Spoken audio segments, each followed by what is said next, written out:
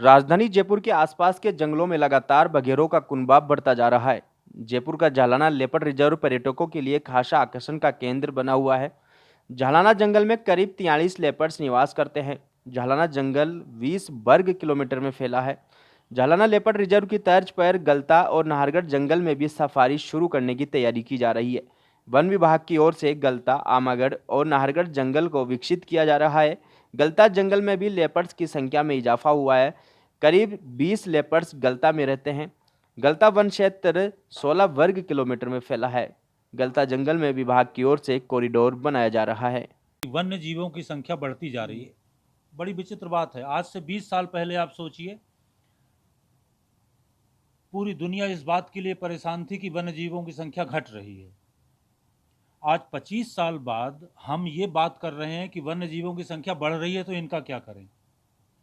इंसान ने इनके तमाम जगहों पर तो कब्जा कर लिया, तो कॉन्फ्लिक्ट होना स्वाभाविक है। आदि मानव भी इन जानवरों के साथ रहता था, और एक वक्त फिर से आ रहा है जब हमें भी इन जानवरों के साथ रहना पड़ेगा। तो एक शांतिपूर्ण सह अस्तित्व आपको संभालना पड़ेगा। ये एक वास्तविकता है।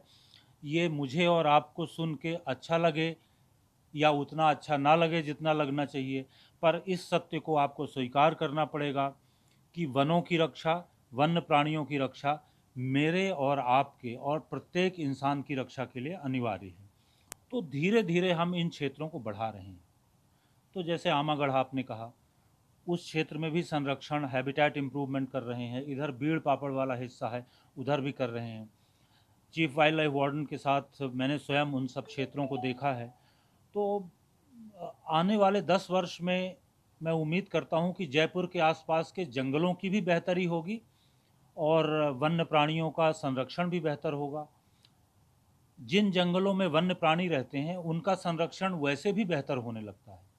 तो हमारी कोशिश ये है कि एक दशक, आने वाला दशक पूरे राजस्थान के लिए ही, केवल जयपुर के लिए नहीं, पूरे राजस्थान के लिए ही उच्च कोटि की जैव विविधता का संरक्षण हो, वन्य प्राणियों का संरक्षण हो और वनों का संरक्षण हो। देखिए, पर्यटन संरक्षण का एक बाई प्रोडक्ट है।